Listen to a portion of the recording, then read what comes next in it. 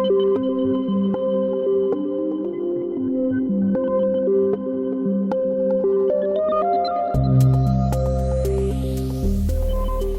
is 6 Minutes, the seriously international daily newscast.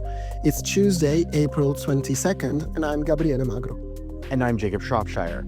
It's evening in Broome, Australia, while the sun is coming up over Bogota, Colombia. Here in the World Crunch newsroom in Paris, it's just after midday. These are the latest headlines. Vladimir Putin says he is open to direct talks with Ukraine. Sudan's paramilitaries kill more than 30 in Darfur. And our daily quiz question is about saving money in space. The aftermath of Pope Francis's death is our top story today, with cardinals from around the world beginning to arrive at the Vatican to plan Pope Francis's funeral, which has been slated for Saturday. Many of the world's political leaders are also slated to arrive for the funeral, including U.S. President Donald Trump. The conclave to elect a new head of the Roman Catholic Church will begin next month. The Vatican has provided new medical details of Francis's death. The 88-year-old, who'd recently had health problems, suffered a cerebral stroke and heart failure on Monday morning. For today's More Than a Minute feature, we bring you a reflection from an Italian theologian on Pope Francis's legacy. Gabriele, can you tell us about this piece? Vito Mancuso is a noted theologian who World Crunch has translated before. The article published in La Stampa in the wake of Francis' death is a fascinating perspective on the pontiff, who Mancuso calls the first ever prophet to be pope. What does he mean by that? In fact, other popes tend to be pastors, like John Paul II, or theologians like Francis' predecessor Benedict XVI. And Mancuso says that being a prophet may not necessarily be the ideal characteristic for the leader of a worldwide religion. He writes, "It is no coincidence that the Pope was the first to take the name of the most prophetic and irregular saint of the ecclesiastical calendar, Francis of Assisi, the madman who spoke to wolves and birds and who disdained power and the powerful."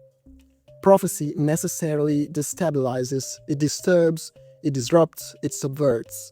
And precisely for this reason, precisely because he is a prophet, Pope Francis at times appeared to be clearly unsuitable for the role of Supreme Pontiff, a role which, much more than prophecy, requires diplomacy, patience, foresight, ability to listen, team spirit, moderation.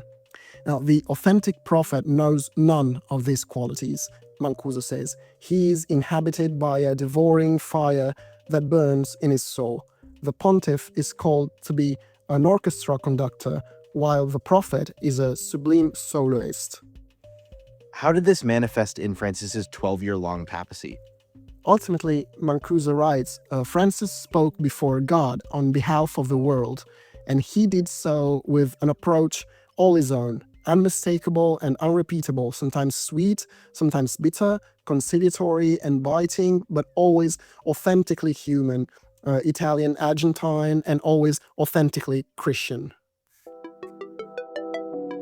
In other global news, Russian President Vladimir Putin says he is open to direct talks with Ukraine.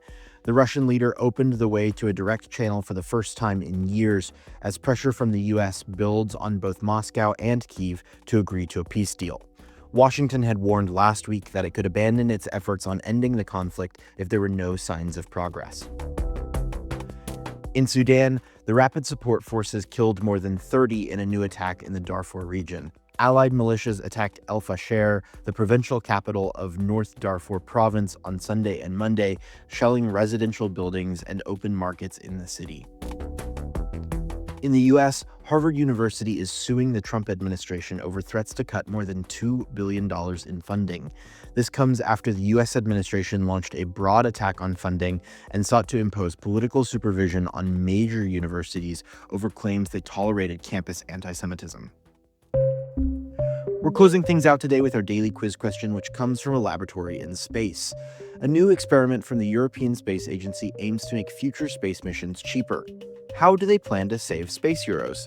Is it A, creating lab-grown food, B, nuclear-powered flashlights, C, 3D printed tools, or D, cages for possible alien encounters? The correct answer is A. The European Space Agency, or the ESA, launched a mission into orbit to test the viability of lab-grown foods in space. The idea is to reduce costs of feeding astronauts, which can be as high as $26,000 per day. The ESA team involved says this is the first step to creating a possible food production plant on the International Space Station in the next 2 years. That's the latest from around the world.